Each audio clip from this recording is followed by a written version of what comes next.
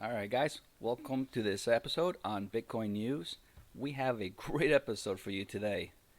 Things are moving for Bitcoin in such a positive way that has never been seen before. Today, we're going to see why Bitcoin and the other cryptocurrencies are so important for our future and why there is a race to see who will win between decentralized freedom and governmental control. Imagine if you could go back and invest in Apple when they were just starting out, or Amazon, even when Bitcoin prices were just a few dollars. Make no mistake, you are still the early 10% of the world population that is just now getting into crypto. This is the best time to buy and to hold onto your crypto, and in a few minutes, you're going to see why. We are going to start with the obvious on, China's war on Bitcoin just hit a new level with its latest crypto crackdown. If you slide down, it says China Central Bank said Tuesday it had called for a shutdown of a company that was suspected of providing software services for virtual currency transactions. Now remember this word, China Central Bank. We're going to come back to that one later. When you go back here, it says China's crypto mining crackdown expands to three more provinces. And China's restrictions on cryptocurrency minings have continued to expand. And it says the official motivation behind the crackdown are twofold. So there's two reasons why China is cracking down on Bitcoin.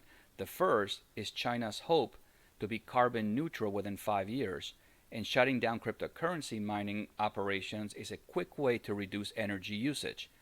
The second reason for their motivation is financial.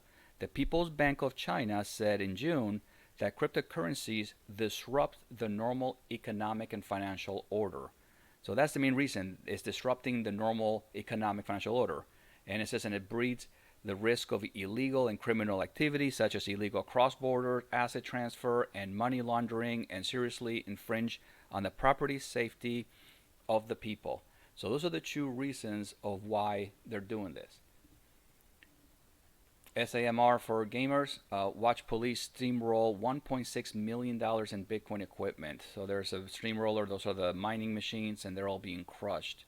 It says, as you can see in the video below, police in the Malaysian city of Myra steamrolled an estimated $1.6 million worth of equipment that was being used to illegally mine Bitcoin. Okay, so here we have of what they're doing to crack down on so-called, bad for the environment, illegal crackdowns, all the kind of stuff that they're trying to go after. Now, this is the official reasoning of why they're going after cryptocurrency. But what if I told you this is a lie? And I can show you.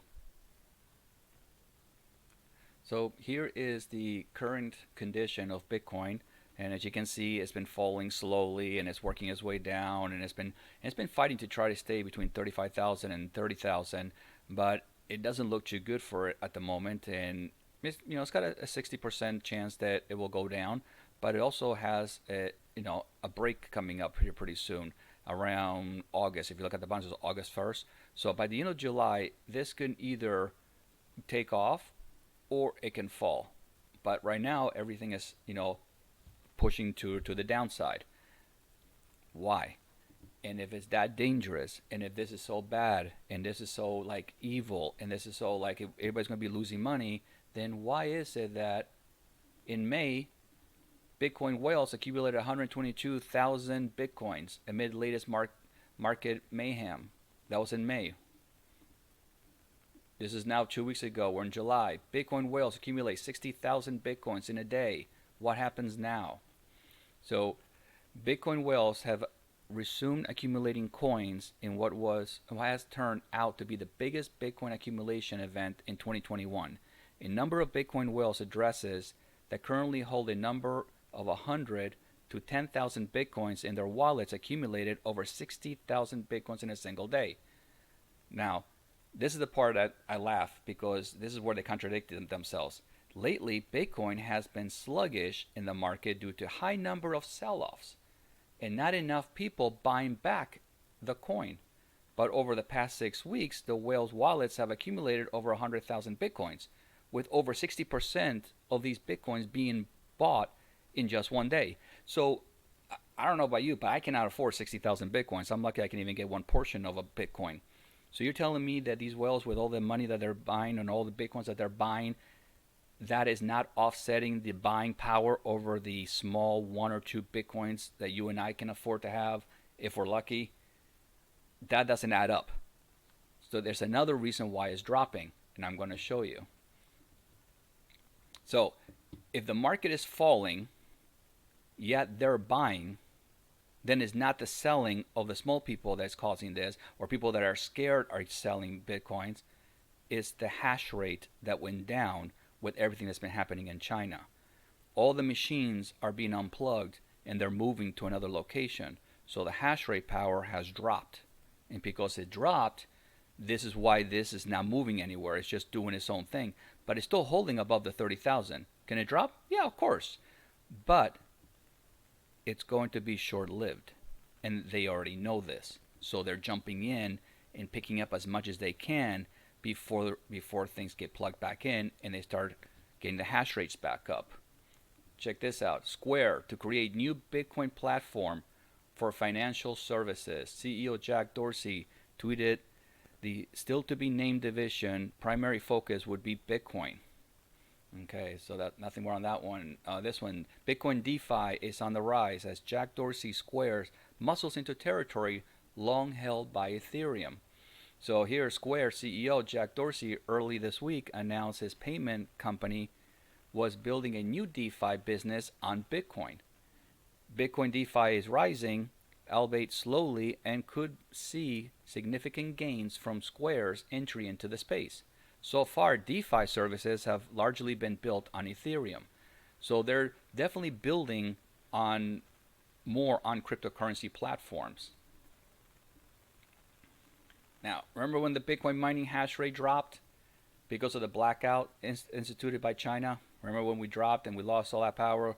Local news outlets have tied a recent dip in the Bitcoin mining hash rate to government instituted blackouts in China, right?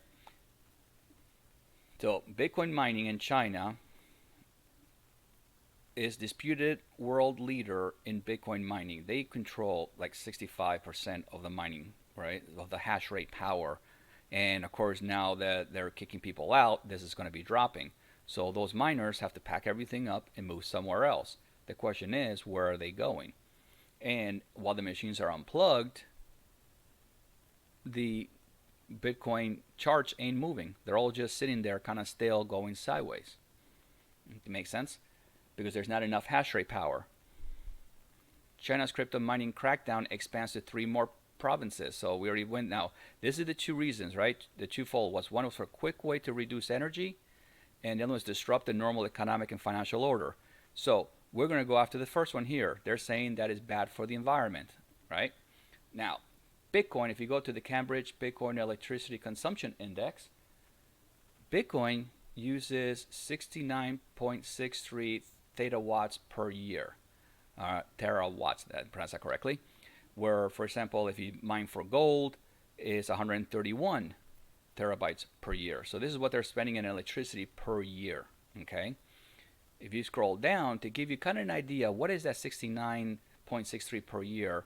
We're going to do it with added to like other things. Like for example, the TV in the U.S. in 1 year uses about 60 compared to 69.63. So all the TVs in the United States uses just a little bit less than that. Lighting in the U.S. 60 terawatts versus Bitcoin. Then you got AC with the air conditioning, 2,199. So you can see that the uses of Bitcoin electricity is highly made to be this evil thing that is destroying things when it doesn't use anything more than a TV or lights in your house. Okay? Check this out. But we're wasting electricity, right? Loss and waste. Now, this was really cool with these guys. You can go through and look at more stuff. This is the electricity losses in the U.S. We throw away 206 terawatts per year of unused energy that it just gets wasted. That means it could power the entire Bitcoin network 3 times over with what we're already throwing away every year. So it's not really, we're not wasting anything other than it's already being wasted. You can go through global gas, 9.9 times what we're throwing away. It could do 9 more powering, more systems. In China, they're throwing away 105 terawatts. That's 1.5 times what they're saying. So technically, they're not losing anything. They're not like they're going to be, by getting rid of these machines, it's going to save them. They're already wasting that electricity anyway.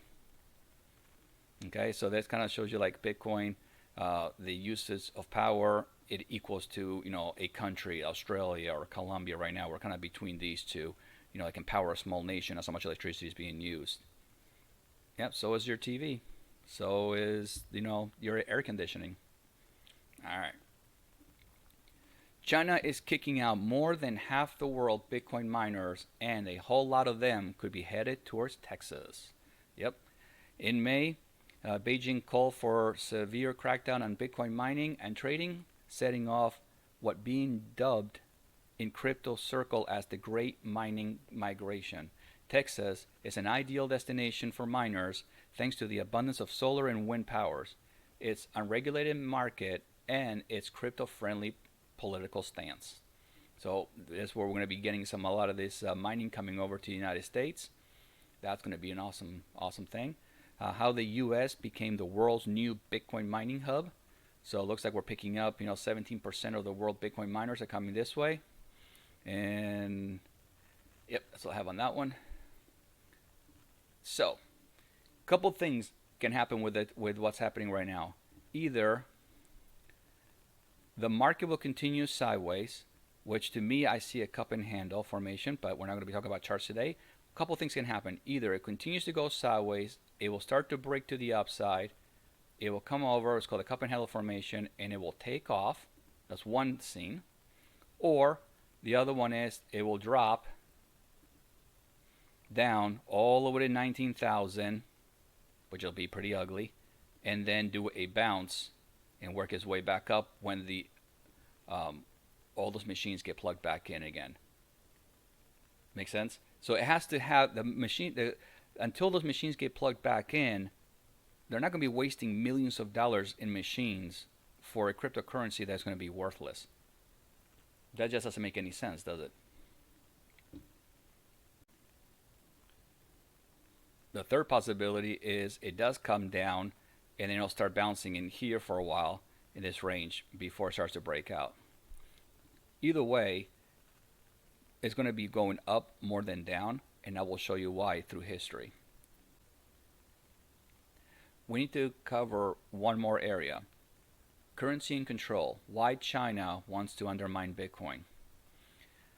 Beijing crackdown on cryptocurrency has captured headlines, while behind the scenes, its reserve bank set up its own digital currency.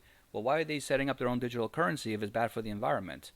The initiatives coming out of Beijing are being seen by experts as a sign of China's attempt to incubate its own fledgling e-currency and reboot the international financial system. The People's Bank of China, there they are again, the Bank of China, aims to become the first major central bank to issue the central bank digital currency.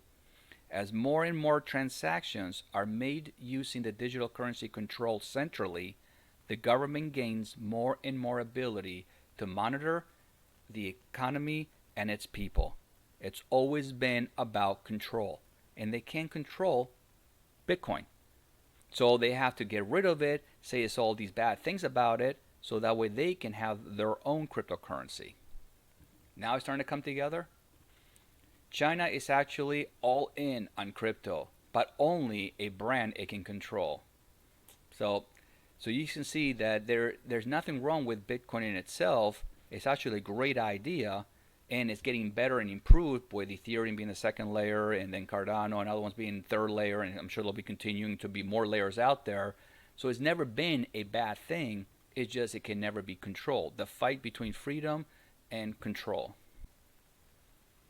So here's the Bitcoin price from 2013 to now. And we're going to just stay with like every July to make it easier since we're in July right now. July of 2014, the price of Bitcoin was $564. And then if we go forward to July 2015, it goes drop down to $286. From this day forward, the price has never gone back down, has always gone up year after year. So here's July, we're at $286. July 2016 goes up to $635. Next July, $2,718. Next July, $8,166. Next one, $9,572. It goes up to next July, 11,000 and change there. Then next July, so now we're where we are now in 2021. So it's between 34,000, 35,000, and now it's dropping down to about 31,000. So we're kind of in that range at the moment. Year after year, Bitcoin has been going up and up and up. Now, here's the best part about it, that not a lot of people know about it. There's still so much room to grow. So even though it's taking a dip, as you can see up here, it went up, it dipped. It went up, it dipped. It went up, it dipped. It's going to continue to go up. Otherwise, do you really think that Bitcoin is coming to hundreds of US banks this year, says crypto custody firm in New York Dig? Do you think banks are going to be investing in something that there's going to be no money in the future? For the first time, customers of some US banks will soon be able to buy, hold, and sell Bitcoin through their existing accounts, according to the crypto custody firm New York Dig. Banks are asking for Bitcoin because they can see their customers sending dollars to Coinbase and other crypto exchanges. They see the writing on the wall. They know if they don't get on this thing, they're going to be extinct. After rollout, the initial Bitcoin product, New York Dig plans to on other services, including debit card rewards paid in Bitcoin and a new type of bank account that the FDIC insured but pays interest in Bitcoin. They're going towards Bitcoin direction because that is where the future goes. This is where it's definitely going. So have you considered, once the miners get back and plug themselves back in, what is going to happen to the price of Bitcoin? It's going to go up, definitely. Banks and financial institutions sure see this, and they're getting ready for it, for what's coming. All right, guys, that's all I got for you guys for now. I will link the articles at the bottom for you so you can read them. If you want to see more, make sure to subscribe so you don't miss out on any future videos. I would really like to hear for your comments or thoughts, so please let me know in the comments below. Other than that, I will see you guys in the trading room.